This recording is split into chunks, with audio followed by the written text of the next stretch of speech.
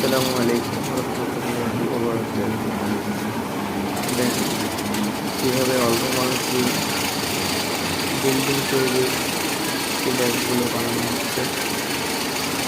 দেখেন কত সুন্দর পদ্ধতিতে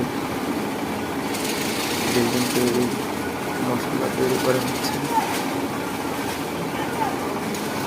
খুব সুন্দর একটা সিস্টেম, যেখানে মানুষরা